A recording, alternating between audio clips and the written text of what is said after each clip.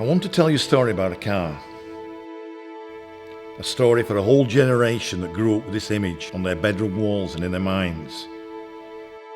I'm here to tell you where this whole petrolheadism thing started.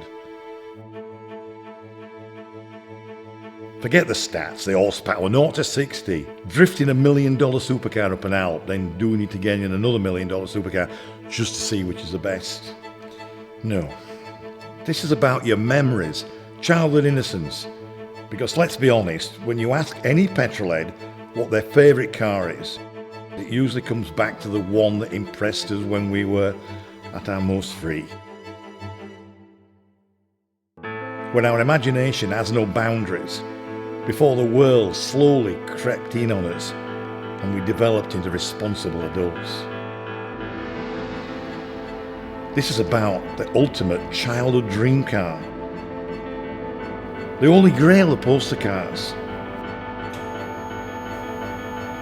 Ladies and gentlemen, I present you with the Lamborghini Countach.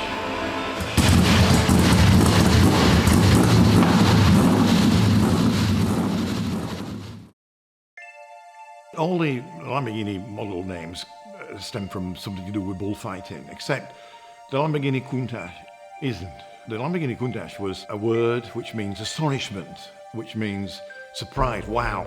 Those were the words of Mr. Bertoni when he first saw the prototype in the flesh. And he just looked at it, took his breath away, and he just said, Countach. He went, astonishment, wow. And the name just stuck. This particular Countach has got some straight-through exhaust on, and it should have as well, because a Lamborghini V12 makes a very rough, it's not particularly revving, but it makes a very rough, harsh noise. The motor, it growls, but the hairs on the back of my neck stand up. There's nothing quite like a Lamborghini V12 on full chat.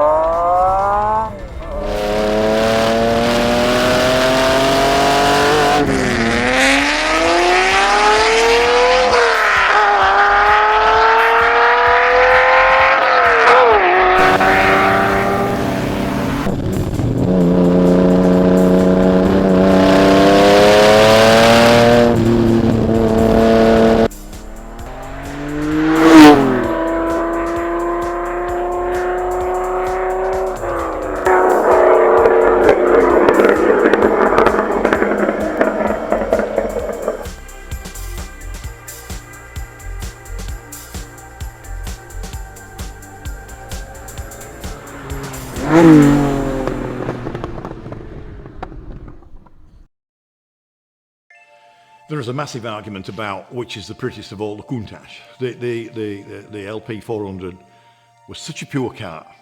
There was no wing, there was no big wheels and arches, and it was just a pure shape. And it developed from there, 5000 QV, they changed the position of the carburetors, so we had the carburetors on top. That meant that we had quite a tall engine lid, which blocked the rear view. The rear wing doesn't do anything. In fact, it lifts the front end. It's a nonsense. To close the chapter of the Countach story, the 25th anniversary car came. Mr. Pagani of the Pagani's Honda did this design. More blisters, more plastic bits got put on. Sometimes more is not good. But there's two angles on this, because as a purist, I think they spoilt it. But having spent a day with this motor car today, filming, I got quite excited about the excess of this motor car. It's just nuts.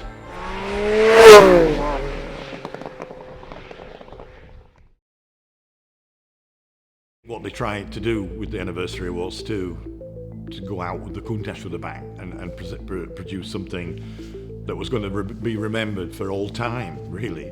I think the car is excessive in every way, but it's an excessive car anyway, and I think they got it dead right. This particular anniversary, well, this is the last right-hand drive anniversary ever.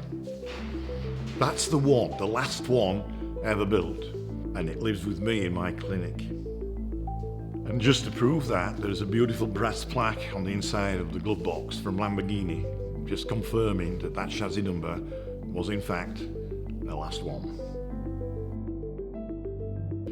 You have to remember, you know, that in the 70s and 80s there were several wars going on. There was a Ferrari Porsche thing and the Ferrari Lamborghini thing, and many decades of Ferrari man, as you know. But I have a love and a passion for old Lamborghinis. Ferrari maybe could be said maybe that they take themselves far too seriously. They're looking for that extra half a second round a track or economics on the fuel.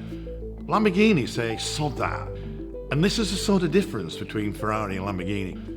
I actually think in some areas of the Countach, a child designed it. You know, you expect an hatch opening and rockets coming out of it. And Ferrari are far too serious. They build cars, they refine the cars, and the Lamborghini is harsh. You can hear the transmission noises coming up the gear lever. You can hear the rose joints in the suspension and the steering chatter, but it's fantastic.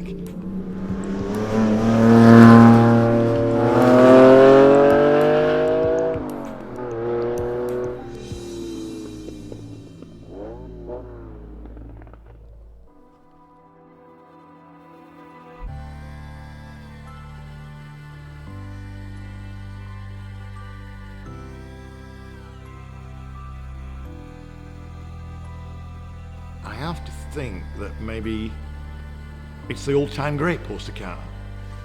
It doesn't make it a good car. And actually, as we're growing up and we put our poster cars on our bedroom walls, you really shouldn't go and drive it because it's not going to be as good as you think. If you had a poster of a beautiful model, a woman on your bedroom wall, and just by magic for your birthday you got to go out with this girl, the chances are you could end up being disappointed.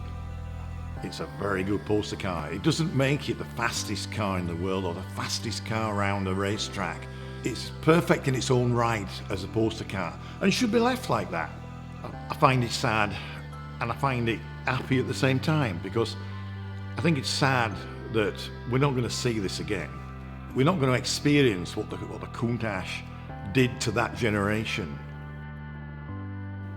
We should close the chapter and remember it for what it is, because it's a piece of automotive history.